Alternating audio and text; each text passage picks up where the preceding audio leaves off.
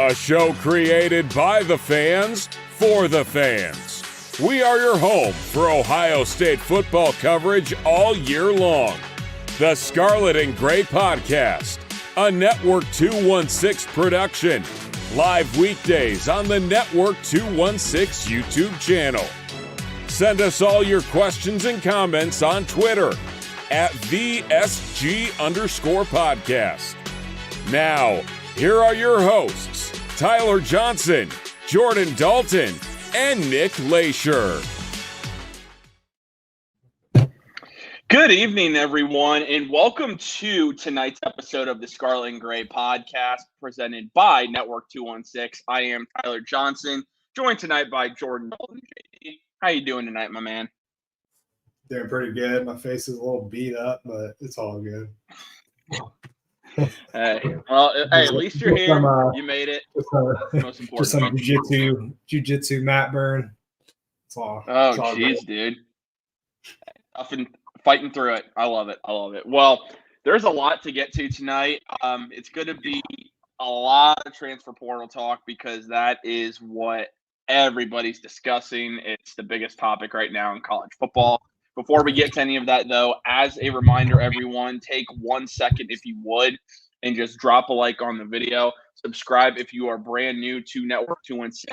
We are on the push to get to 3,000 subscribers, and we can't get there without your help. So we just ask that you take a quick second and subscribe to the channel. But also, when you drop a like on the video, that helps the YouTube algorithm grow. So consider dropping a like onto the video tonight as well.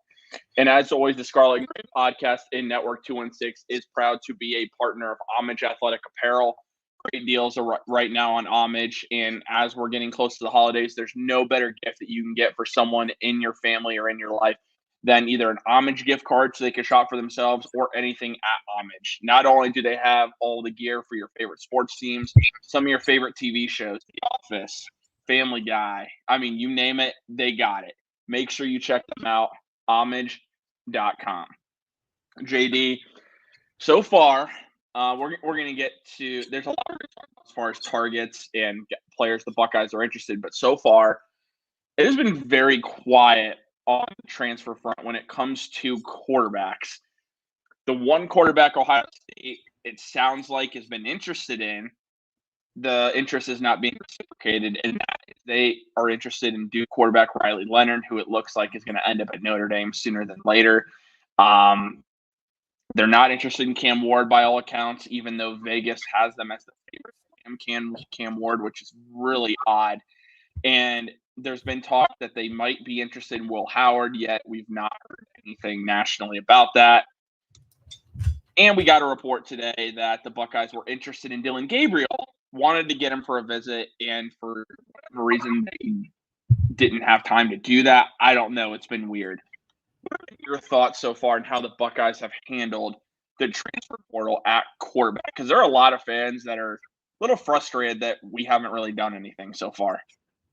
Yeah, I mean, there's still time. There's still some good quarterbacks left.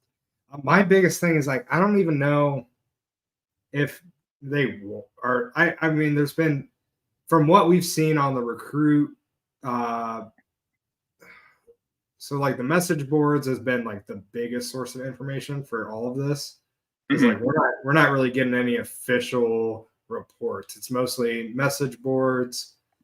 Berm's been pretty much the main source for us to see who we're pursuing. So I really don't even know how interested Ohio State is in pursuing a quarterback, given that we already have a pretty deep room with Aaron Nolan coming in. We already were kind of thinking a quarterback would have to transfer out anyways because of the situation Aaron Nolan's in. It was either going to be McCord or Brown. Brown's apparently all in. He wants to stay at Ohio State and fight for that quarterback position. And then Lincoln Kingholtz as well, who I know we like here on the podcast. We're big Lincoln Kingholtz guys. But even Ohio State has been rumored to really like Lincoln and what he's been bringing, especially in his freshman year. So yeah, I know we want them to be active and get a win now quarterback, but by all accounts, we really don't even know if that's what Ohio State wants. So it doesn't have me super worried. I think I would prefer to add a quarterback that has some experience. Riley Leonard, who seems to be our number one target based upon rumors and different message board things we've read, doesn't seem super interested in Ohio State. He seems to be a Notre Dame target.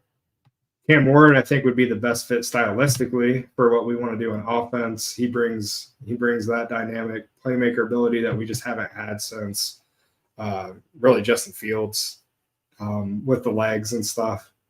Just able to create outside the pocket. CJ Stroud was a great passer and really athletic by all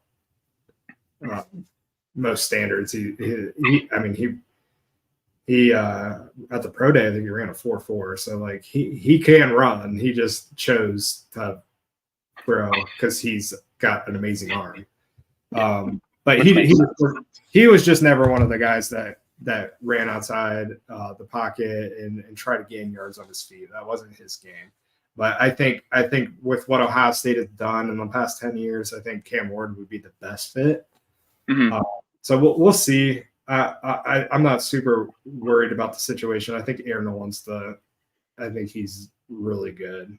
Just from what I've seen and read about him and his more so, it reminded me reading back on CJ Stroud and kind of his like 7-on-7 prowess. Like CJ Stroud was like one of the best 7-on-7 quarterbacks we've seen come through high school into college.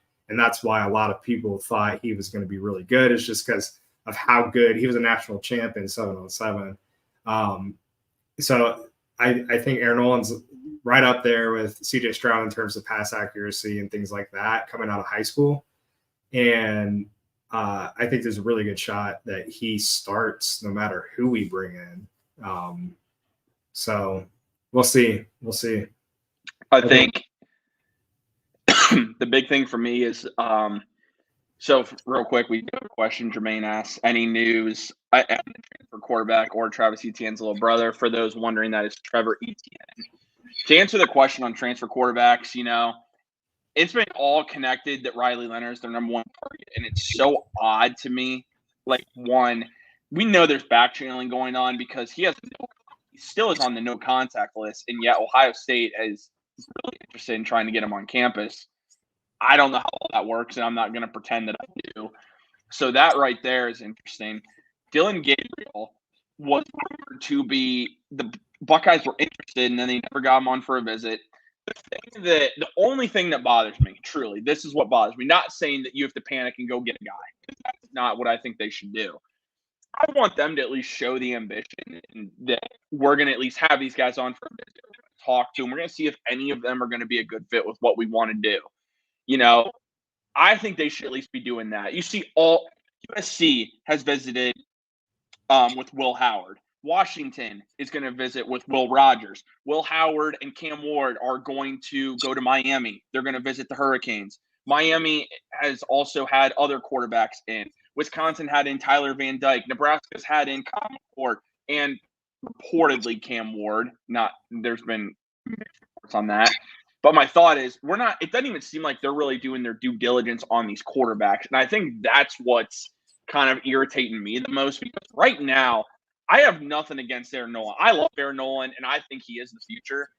But I find it hard to believe, personally, Ryan Day is going to bet his job, because that's where this is at. He is going to bet his job next year on a true freshman quarterback.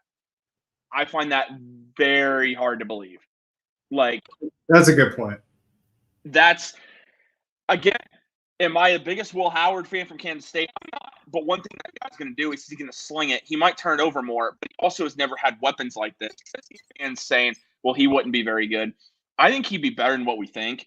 The name that I'm continuing to watch is out of Michael Pratt. He has not committed to the draft. He has not entered the transfer portal. There's been no word.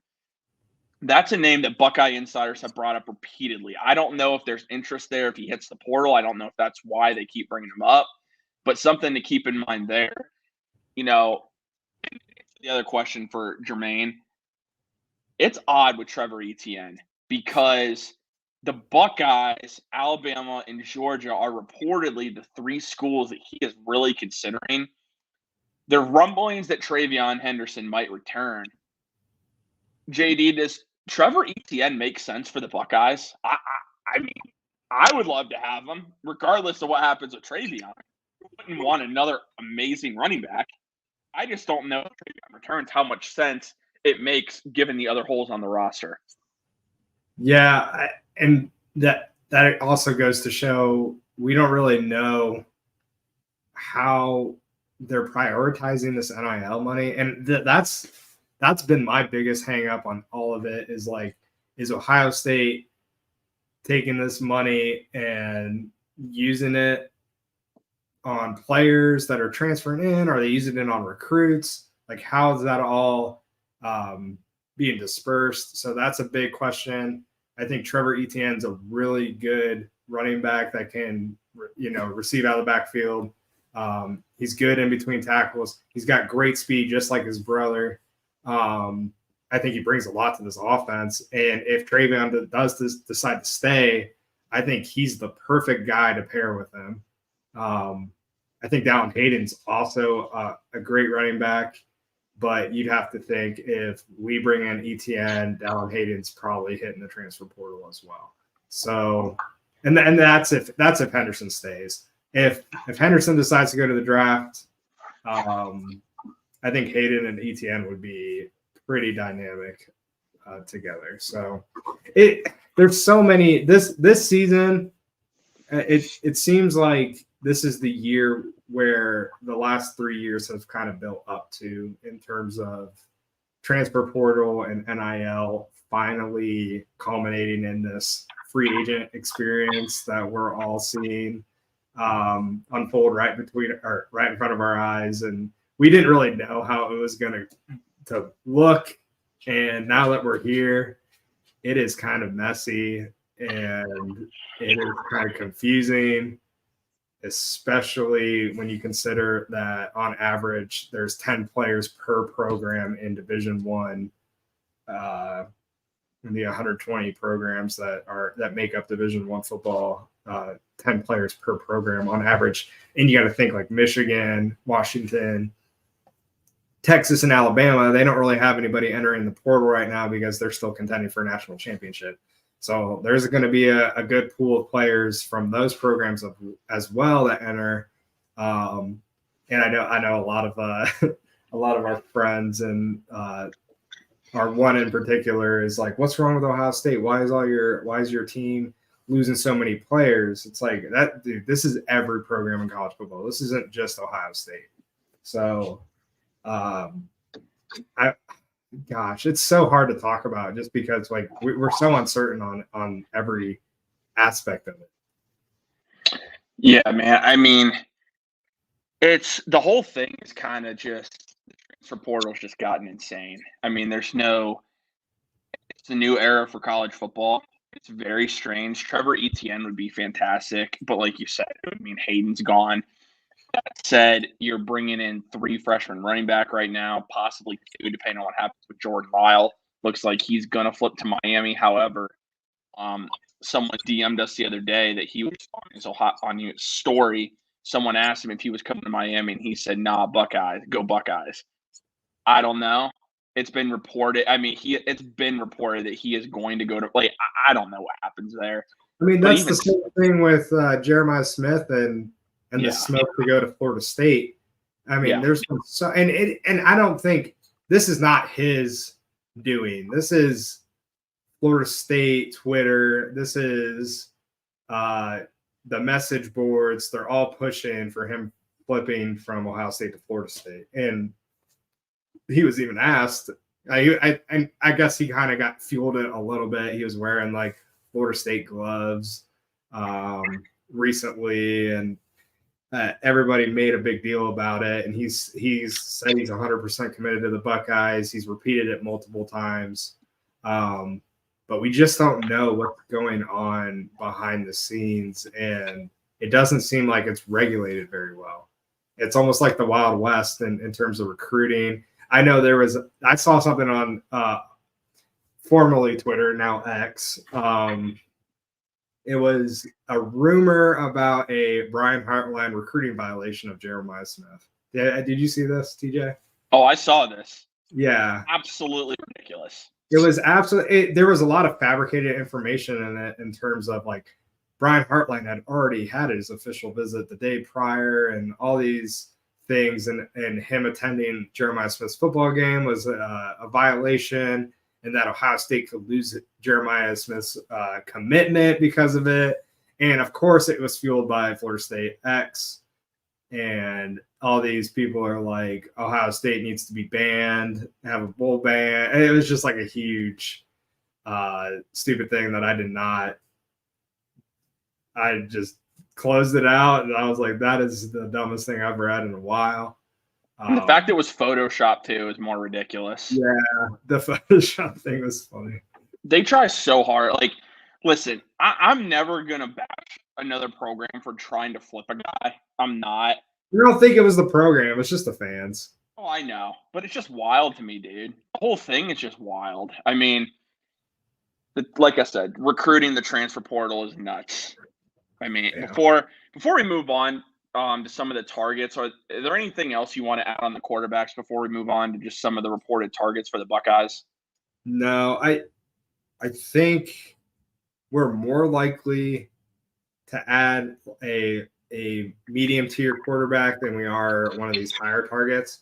The interesting thing we haven't talked about him yet on the show, but we talked about it earlier today, was Dante Moore.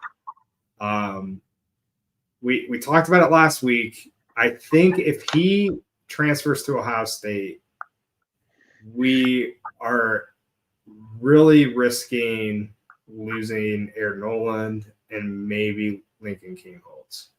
I think that's a very high possibility, just because he's still got 4 years of eligibility. He's young. He is a highly touted guy, just like Aaron Noland, and I don't think the competition with those guys is what he's looking for. So, what are you doing? Gotcha. I'm using something different. Okay. Because my computer's being really weird right now, so using an iPad to record. Yeah, and one more thing before we talk about the targets. The 1870 program that Ohio State is using for their NIL, I think it's the 1870 Society. They just implemented the membership program, and I know we have talked about it, but Ohio State has the largest fan base in college football by a couple million people. And so I think they're kind of tapping into that, and they're trying to embrace the fact that we can get our fans involved a little bit more in this NIL, generate a little bit more money. So they actually have like membership tiers, and I went through and I read through them, and they're pretty crazy. And you can do like $5,000 donations a month, or like it starts at $2 a month, and then it works its way up. So you can go like $2, $25, $50, $100, $500, $1,000, $5,000, $10,000, and like it'll go. And every single one is like you get like a different perk with every single one. So like the $5,000 was like you get dinner with Heisman Trophy winners from Ohio State. You get everything in all the bottom tiers. So you get like a signed football by all the incoming freshmen. You get Ryan Day signed poster, like different like memorabilia. You get opportunities for Michigan game. You get opportunities for other raffles that are only pretty sweet, dude. It's pretty cool. I like the idea because it is tapping into the fan base. It's tapping into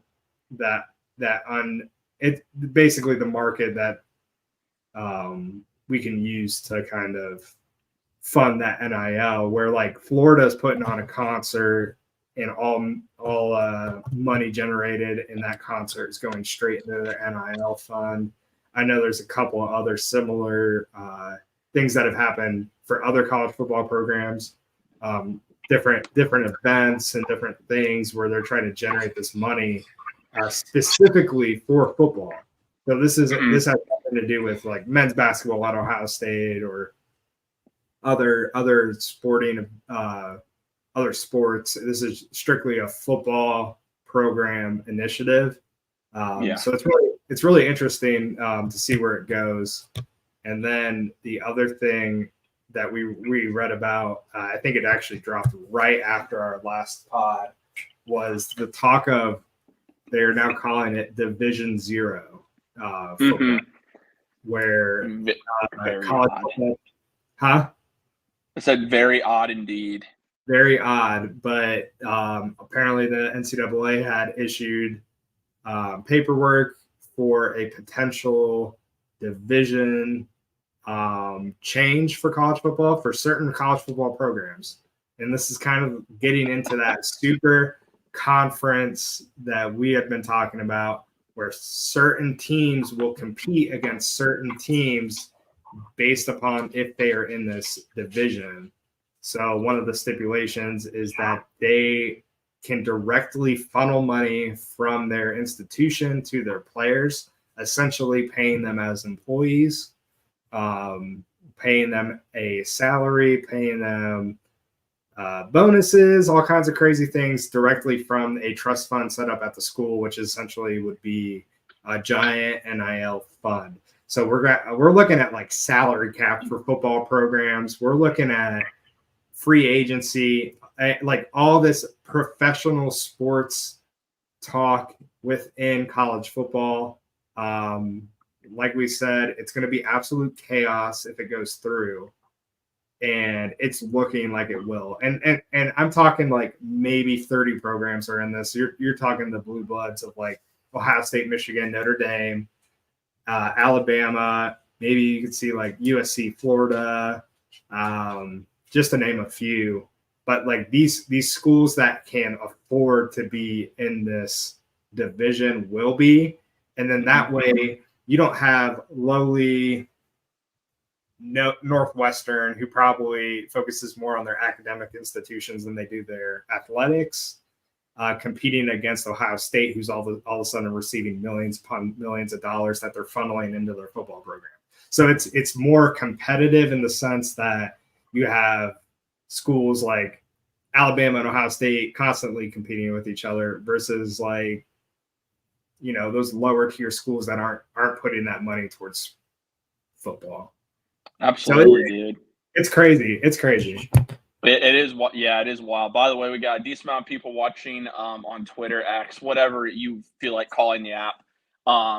So that being said, I put the link into the YouTube channel. We want to read your questions and comments, so just click that link and join us over on YouTube if you would. We really would appreciate that. Jermaine also adds a couple things, and I am gonna go over a list of targets here that's been reported for the Buckeyes. He says also from the University of Toledo, DeQuan Finn. I graduated from there. He's Robbie, got a dog in him. I have nothing against it. I just don't think it makes sense for Ohio State. And then he said, talking about Dante Moore, I thought Moore was a Michigan lean. We'll see. I don't know what happens with Dante Moore. I think, honestly, he'll end up at Oregon with Dylan Gabriel, personally. And then he'll learn from Gabriel for a year. Then he'll take over at Oregon. Ty Thompson, their former 5-star quarterback, just entered the transfer portal. So it would make sense for Dante Moore there. All right. Now the list of targets, because we don't have a ton of time left, and I want to make sure I get to some of them. So the big one, and that is actually the person that is on the image for tonight's episode, is Trey Moore, defensive end, University of Texas San Antonio. For those wondering why in the world we would have any interest in that guy, 14 sacks this past year. 14 sacks. And the Buckeyes are going to get a visit. There was talk that if Texas had him in for a visit, that probably going to commit there. Well, Ohio State's going to get a chance. They get a chance to try and get him to commit to the Buckeyes. the sense is that he would start. I mean, he'd play a huge role for Jim Knowles, so that's one to watch. Another one to look at from that actually just got reported today. LT Overton, former 5-star defensive lineman from Texas A&M. Things are going to start moving on that front in the next 24 hours. The Buckeyes are trying to get a visit scheduled with him, but there is a lot of mutual interest there. They had Michigan State defensive tackle Derek Harmon on campus this past weekend, and right now it's looking like the Buckeyes are the favorite for him. That's a huge addition, given that you're going to lose Tyleik Williams and more than likely Michael Hall. Yeah. And then the offensive line front, there's been a lot of talk that they want to add to the offensive line. And, I mean, as you should want to add to the offensive line, given it was very subpar. This morning, JD, we heard the Buckeyes have expressed interest in a guy who just entered the transfer portal, Fernando Carmona, who is an offensive tackle from San Diego State, graded well above over the 80s on PFF. So that's another rumored target. A lot of Buckeye fans want them to try for Carter Smith, offensive tackle from Indiana. He said he would be interested in Ohio State if they showed interest in him. But to this point, the Buckeyes have not showed any interest in him. Those are just a few, and obviously Trevor Etienne is of interest to the Buckeyes. So that's mutual interest right there. There's been talk about Will Howard. There's been talk about Riley Leonard, but we've talked quarterbacks. Out of those targets, JD, what position do you think is the biggest need for the Buckeyes to add? D-line, you can never have too many good defensive linemen. And we really don't know the status of Jack Sawyer or JT Tuimoloau. We can pretty much expect JT to go to the draft. And I don't know if Jack Sawyer has any more eligibility left. So he might be gone as well. So I think D-line might be the most important. But like you said, we kind of struggled offensively on the offensive line. So any needed help, we will gladly take. Yeah. I'm not kidding. I'd go get 2 of those tackles or just 2 of the linemen in general. I know they're interested also in Chase Vincentitis, the offensive lineman from Texas A&M. I think he stays south. I know the Buckeyes were deep in his recruitment and wanted him last cycle, but I just have a feeling that doesn't happen. We have a question here. Bell Sadie asks us, what about Cade Stover? I mean, Cade, love you. Go to the NFL, brother. Yeah. Go to the NFL. I love having you around. You're a great captain. It's time, though. You have the opportunities there in front of you. Healthiest out of all the big name tight ends this year. Go get your money. Thank you for what you did for Ohio State. It does not benefit you. It just doesn't to return to college. Same for Marvin Harrison Jr. I know everybody wants him to return. That's not happening. Let's just get that out of the way. It's a CJ Stroud situation all over again. Travion, that's up in the air. JT, I think he goes. Jack Sawyer, we'll see what happens there. Well, you know what? Let's actually save that for another episode where we will go through who stays and who we think stays and goes. Okay. But yeah, any thoughts on Cade? Yeah, I think Cade's gone just purely because of how great of a season he had and how highly touted he is by NFL teams. I mean, you're looking at a guy that's probably going to be an early day 2 pick. And yeah, I don't think there's any reason for him to stay. Yeah, and like I said, dude, I mean, you're also getting to the point. I think he's going to be 24 by the time he gets to the draft. If you stay again, you're talking 25. And I know there are prospects that, like, it doesn't really matter necessarily with age, but at the same time, man, like, I don't know what more there is for him to win a Big Ten title champ. Like, I get that, but I just mean, I don't know what he's going to be able to do to boost his draft stock higher. I mean, he's potentially going to win the Mackey this year. That's what I'm saying. Like he's going to win tight end of the year. So I don't know. We'll see. We'll see what happens. Who knows where his thought process is? Who knows how much money he's making from NIL right now? Because I know I just made a drive from Columbus back up to Findlay, and I saw him on a billboard twice. So I'm sure he's doing fine. I'm sure he's doing fine with NIL. But yeah, I think he's going to make that decision to go to the NFL, and I think he's going to have a pretty good landing spot that's going to utilize his strengths because not only is he a great blocker in line, but he's also a pretty decent receiver as well. And those guys have been highly touted in the NFL. You're looking at like Sam Laporta. And Sam Laporta's having a great year, and I think he's a pretty comparable player to Cade Stover and what he brings to a football team. So, no, yeah, and wish Cade all the best for sure. They asked real quick on Ibuka. We're gonna save that. Listen, there are going to be a lot of questions on who stays and goes. We will seriously dedicate an episode, and we will do predictions on who stays, who goes, and we will explain why. With Marvin, it's not hard. Let's just get that one out of the way. Guys, he's not coming back. It would be fantastic if he did. Don't get me wrong. CJ Stroud has said a lot of the same things Marvin Harrison Jr. said. And the rumors of the 20 to 25 million in NIL is just completely not accurate at all. And there have been multiple sources nationally that have said the same thing. So, well, and the one thing you have to think about with that Marvin Harrison situation is you're looking at if he stays 1 year, he gets that 20-25 mil NIL. Let's say he, God forbid, tears his ACL, and towards the end of the season, and then he just took a draft hit. Like, people might not want to draft him as high. And then you're looking at like all kinds of different scenarios where, he's injury ridden or he just doesn't play. He's hurt all year. And then he doesn't get drafted as high. He loses money in the long run. I don't know. I think the guaranteed money in the NFL for a first round pick is just too good to pass up. Exactly. Go get your money, man. Like, there is nothing more for him to improve his draft stock. There isn't. I mean, he would have been drafted last year as a top 5 pick. He's that good. Yeah.